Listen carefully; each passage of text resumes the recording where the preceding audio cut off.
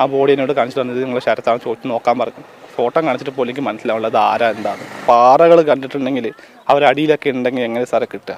ഞങ്ങൾ പറഞ്ഞാൽ 800 റുപ്യ കൂലി 500 റുപ്യ കൂലി ദിവസക്കൂലിയും കൊണ്ട് സന്തോഷമാണ്. അവിടെ ജാതിയും മതവും ഒന്നുമില്ല. ഒരു പ്രശ്നം എന്ന് പറഞ്ഞാൽ നിങ്ങൾ ഒറ്റക്കെട്ടായിരുന്നോടെ. എൻ്റെ കൂടെ ഇപ്പോൾ ചൂരൽമല സ്വദേശിയായ വിനോദുണ്ട്. അദ്ദേഹം ഇന്ന് ഇപ്പോൾ ഔദ്യോഗികമായി ക്യാമ്പിലെ അല്ലെങ്കിൽ സർക്കാർ സംവിധാനങ്ങളുടെ ഒപ്പം ആളുകൾ തിരയുന്നുണ്ടെങ്കിൽ കൂടി കുറേ ദിവസങ്ങളായി അദ്ദേഹത്തിൻ്റെ പ്രിയപ്പെട്ട സുഹൃത്തുക്കൾക്ക് വേണ്ടി അദ്ദേഹം എല്ലാ ദിവസവും അവിടെ പോയി തിരഞ്ഞുകൊണ്ടിരുന്ന ഒരാളാണ്. അതെ. ഞാൻ അന്ന് രാത്രി 1 മണിയൊക്കെ ആയപ്പോൾ ഞങ്ങൾക്ക് കുറച്ച് പശുക്കളുണ്ടായിരുന്നു. അതിന് രക്ഷപ്പെടുത്താൻ വേണ്ടിയാണ് പോയത്. അപ്പോൾ രക്ഷപ്പെടുത്താൻ പോയ സമയത്താണ് ഞാനും എൻ്റെ അമ്മ, എൻ്റെ കസിന്, അവരമ്മ, ഞങ്ങൾ 4 പേരെ പോകുന്നത്. അപ്പോൾ ഞങ്ങൾ പശുവിൻ്റെ കയർ ഊരി കൊണ്ടിരിക്കുന്ന സമയത്ത് പെട്ടെന്ന് ഒരു ഒച്ച മാത്രമേ കേട്ടുള്ളൂ. ഒച്ച കേട്ടപ്പോൾ ഞങ്ങൾ അതിൻ്റെ അകത്ത് പെട്ടുപോയി. പക്ഷേ വെള്ളം അടിച്ച് ഉള്ളിലേക്ക് ഇട്ടിട്ട് ഞങ്ങൾ പെട്ടു. ഞങ്ങൾ 4 പേരെ അതിനകത്ത് പെട്ടു. പിന്നെ ഷീറ്റ് തല്ലി പൊളിച്ച് പുറത്ത് ഞാൻ ചാടി കഴുത്തോളം. അതെ, ശ്വാസം എടുക്കാൻ ഈ ചെറിയ ഗ്യാപ്പ് ഉണ്ടായിരുന്നുള്ളൂ. അപ്പോൾ ഷീറ്റാന്ന് പറഞ്ഞപ്പോൾ മേലെ അടിച്ച് തല്ലി പൊളിച്ച് പുറത്ത് ചാടി ഞങ്ങൾ പുറത്തുനിന്ന് കയറി ഞങ്ങൾ ബാക്കിയുള്ളവരെ 3 വലിച്ചു കയറ്റി വന്നു. അപ്പോൾ ഫസ്റ്റത്തെ പോട്ടിൽ തന്നെ ഞങ്ങൾ പ്രജീഷും ശരത്തും കൊണ്ട് 2 ആൾക്കാരുണ്ടായിരുന്നു. അവർ ആ ഫസ്റ്റ് സുഹൃത്തുക്കളായിരുന്നു. ഞങ്ങൾ 6 മെമ്പേഴ്സ് ആയിരുന്നു 10 അവർ 2 പേരും എന്ത് ചെയ്തു, ഫസ്റ്റ് തന്നെ ഞങ്ങൾ അക്കരെ പോയി, ചൂരമല അക്കരെ പോയിട്ട് അവിടെ ആൾക്കാരെ രക്ഷപ്പെടുത്താൻ വേണ്ടി പോയ ആൾക്കാരാണ്. ഫസ്റ്റത്തെ പോട്ടിൽ ചൂരമലക്കാരെല്ലാം ഏകദേശം 13 ആൾക്കാർ രക്ഷപ്പെടുത്തിനിടെയാണ് ഇവർ. അതെ, ഫസ്റ്റത്തിൽ രക്ഷപ്പെടുത്തി അവർ 2 പേരും. എന്നിട്ട് അത് കഴിഞ്ഞ് സ്കൂൾ റോഡിലേക്കാണ് കയറിപ്പോയി. അവർ കയറിപ്പോയി സമയം കുറച്ച് ലേറ്റായി.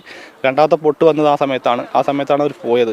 കാരണം വെച്ചാൽ 2 വണ്ടി ഹോസ്പിറ്റലിൽ പാടുന്ന 2 വണ്ടി പോയായിരുന്നു. 2 വണ്ടിയിൽ ഒരു വണ്ടി ഇവരെ വണ്ടിയാണ്. കാരണം ഒരു വണ്ടി ഫോറസ്റ്റ് വണ്ടിയാണ് സംശയമുണ്ട്. 2 വണ്ടി അക്കരെ എത്തി പറഞ്ഞാൽ പാലത്തിൻ്റെ ഒരു വണ്ടി നിർത്തി, ഒരു വണ്ടി പാലം കടന്ന് അക്കരെ പോയി ഫസ്റ്റ് ബോട്ടിൽ.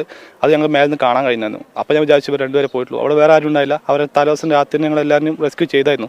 ആ ഹോസ്പിറ്റലിൽ 3 ലൈൻ പാടിയുണ്ട്, 18 റൂംസ് ഉണ്ട്. അവരെല്ലാവരും ഞങ്ങൾ തലേദിവസം തന്നെ ഹോസ്പിറ്റലിലേക്ക് മാറ്റിയിരുന്നു. അപ്പോൾ ആ സമയത്ത് എനിക്ക് തോന്നുന്നു ഇവർ 2 പേരെ അവിടെ ഉണ്ടായിരുന്നുള്ളൂ, വേറെ ആരും ഉണ്ടായിരുന്നില്ല. പിന്നെ ഞാൻ അന്വേഷിച്ചപ്പോൾ ചൂരമല ഭാഗത്തവരെ കണ്ട ആൾക്കാരുണ്ട്.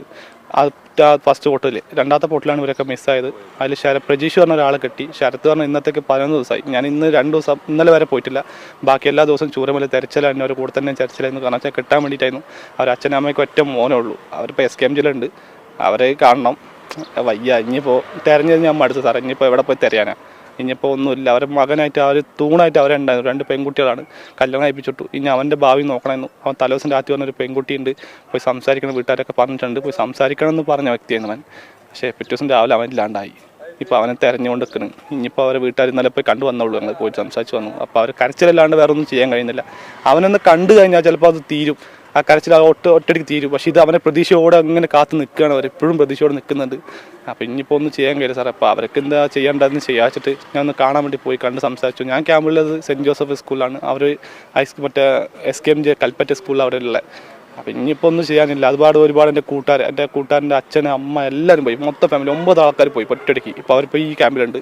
അവരെയും കാണുന്നുണ്ട്. എല്ലാവരും കാണണം. ആരും ഇന്നലെ കണ്ട ആൾക്കാർ ഇന്നില്ല സാറേ. ആരുമില്ല. ആ രാത്രിയിൽ ഒരു 2 മണിക്കൂറും കൊണ്ട് ആ നാടേ ഇല്ലാണ്ടാക്കി മൊത്തത്തിൽ. ഞങ്ങളൊക്കെ പേടിച്ച് വരച്ചെന്ന് പറഞ്ഞാൽ ഭൂമി കുലുങ്ങുന്നത് 2ാമത്തെ പോട്ടിൽ. അങ്ങനത്തെ കുലുക്ക വന്നേ. മേലത്തെ വീടുകളൊക്കെ വിണ്ട് കിടക്കുന്നുണ്ട്. അത്രയും കുലുക്കത്തിലാണ് വന്നേ. അതിലൊക്കെ രക്ഷപ്പെടുത്താറുണ്ട്. പിന്നെ മുന്നിൽ കൂടെ ഒരുപാട് ആൾക്കാർ പോകുന്നുണ്ടായി. കാരണം ഞാൻ അമ്പലത്തിൻ്റെ ആ ഭാഗത്ത് നിന്ന് 2ാമത്തെ പൊട്ട് പോകുമ്പോൾ ഈ ടോർച്ച് ലൈറ്റ് പറഞ്ഞാൽ ഫസ്റ്റ് രക്ഷപ്പെടാൻ വേണ്ടി നോക്കിയ ആൾക്കാരൊക്കെ എനിക്ക് തോന്നുന്നു. ടോർച്ച് ലൈറ്റ്, മൊബൈൽ ലൈറ്റുകളൊക്കെ ഓണാക്കിയിട്ട് ചീറിയിട്ടാണ് പോകുന്നത്. രക്ഷിക്കണം ചീറി അതെ, ലൈറ്റോടുകൂടെ ലൈറ്റ് കാണുന്നുണ്ട്. അതാണ് ഞങ്ങൾക്ക് ലൈറ്റുള്ളൂ. വേറെ വെളിച്ചൊന്നും ഇല്ല അവിടെ. ആ ലൈറ്റുകൾ മാത്രമേ കാണുന്നുള്ളൂ. അപ്പോൾ ഞങ്ങൾക്ക് മനസ്സിലായി ഇത് ആൾക്കാരാണ് പോകുന്നതെന്ന്. അപ്പോൾ ആ അവസ്ഥയിലുണ്ട്. പിന്നെ ഫസ്റ്റത്തെ പോട്ടിൽ ഞാൻ രഞ്ജിത്ത് ഇസ്രായേൽ പറഞ്ഞ പുള്ളിനെ ഞാൻ കോൺടാക്ട് ചെയ്തു. അവരെ കൊണ്ട് കണ്ടു. സാറേ ഇങ്ങനെയാണ് ഫസ്റ്റ് പൊട്ട്, ആവശ്യം നല്ല വെള്ളം വന്നേ. ഞങ്ങളവിടെ അടിച്ച് തെറിപ്പിച്ചു വന്നേ. ആ ഫസ്റ്റിൽ എന്തായാലും നിലമ്പൂരെത്തിയിട്ടുണ്ടാവും ആൾക്കാർ. കാരണം ആ ഭാഗത്ത് നമുക്ക് തരാമെന്നുള്ള രീതിക്ക് അവർക്ക് ഞാൻ പറഞ്ഞു കൊടുത്തു. ഇങ്ങനെ കാര്യങ്ങൾ പറഞ്ഞു കൊടുത്തു. അവർ പിറ്റേ ദിവസം തന്നെ അവരെ ടീമായിട്ട് താഴോട്ട് ഇറങ്ങി. അപ്പോഴാണ് നിലമ്പൂരിൽ നിന്ന് ഒരു 3 ആൾക്കാർ കുടുങ്ങിയെന്ന് പറഞ്ഞിട്ട് അവരെ റെസ്ക്യൂ ചെയ്യാൻ പോയി. തിരിച്ച് പിറ്റേ ദിവസം വന്നു. അത് കഴിഞ്ഞ് പിറ്റേ ദിവസം അവർ ഇറങ്ങി. RRT മെമ്പേഴ്സ് എന്ന് പറഞ്ഞാൽ നാട്ടിലൊക്കെ സജീവമായിട്ട് ഇടപെടുന്ന ആളുകളായിരിക്കും. അതെ സാർ. ഞങ്ങൾ നാട്ടിലെന്ന് പറഞ്ഞാൽ ഞങ്ങൾ ഏരിയ എപ്പോഴും അലർട്ടായിരിക്കും. കാരണം പുഴ സൈഡാണ് വീടുള്ളത്. എസ്റ്റേറ്റിൻ്റെ ലൈനാണ്. എസ്റ്റേറ്റിൻ്റെ പാടി ഞങ്ങൾ താമസിക്കുന്നത്. ഞങ്ങൾ പറഞ്ഞാൽ 800 റുപ്യ കൂലി 500 റുപ്യ കൂലി ദിവസക്കൂലിയും കൊണ്ട് സന്തോഷമാണ്. അവിടെ ജാതിയും മതവും ഒന്നുമില്ല. ഒരു പ്രശ്നം എന്ന് പറഞ്ഞാൽ ഞങ്ങൾ ഒറ്റക്കെട്ടായിരുന്നോടെ. അങ്ങനത്തെ നാടാണ് ഈ മുണ്ടക്കായ് ചൂരമല. പക്ഷെ അത് ഒന്നും ഇല്ലാണ്ടായി. ഇപ്പോൾ ആ പകുതിയോളം ആൾക്കാർ അവിടെ ഇല്ല.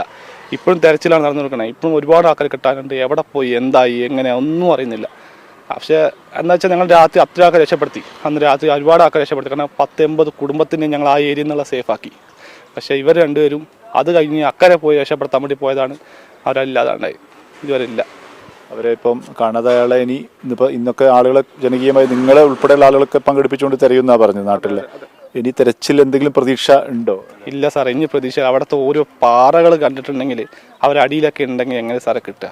ഇനി കിട്ടിയാൽ തന്നെ അവരാണോ എന്താണ്? ഞാൻ ലാസ്റ്റ് 2 ബോഡി കിട്ടി വില്ലേജ് ഭാഗത്തുനിന്ന്. ആ ബോഡി എന്നോട് കാണിച്ചിട്ട് വന്നത് നിങ്ങൾ ശരത്താണ് ചോദിച്ചു നോക്കാൻ പറഞ്ഞു. ഫോട്ടോ കാണിച്ചിട്ട് പോലും എനിക്ക് മനസ്സിലാവുള്ളത് അത് ആരാ എന്താണ്. പിന്നെ എങ്ങനെ സാറേ എനിക്ക് മനസ്സിലാവും? ഞാൻ DNA ടെസ്റ്റിലാണ് ചെയ്യുന്നുള്ളൂ പറഞ്ഞെല്ലാം. ഞാൻ നിലമ്പൂർ വന്ന ബോഡീസും ചോദിച്ചപ്പോഴും DNA ടെസ്റ്റ് ചെയ്യാമെന്നാണ്. പക്ഷേ റിസൾട്ട് ഇതുവരെ DNA ടെസ്റ്റ് വന്നിട്ടില്ല. എന്താ സ്ഥിതി ഒന്നും അറിയുന്നില്ല. ഇനി അതും കൂടെ അറിഞ്ഞു കഴിഞ്ഞാൽ അവരെ വീട്ടുകാരും സമാധാനപ്പെടുത്തണമെങ്കിൽ അത് പറയാമല്ലോ. തീർന്നു കഴിഞ്ഞു എന്ന് പറയാം. അല്ലെങ്കിൽ പ്രതീക്ഷയോടെ അവർ ഇങ്ങനെ നിന്നുകൊണ്ട് നിൽക്കൂലേ? അതിൻ്റെ ഒരു ഇഷ്യൂസ് മാത്രമേ ഉള്ളൂ ഇപ്പോൾ.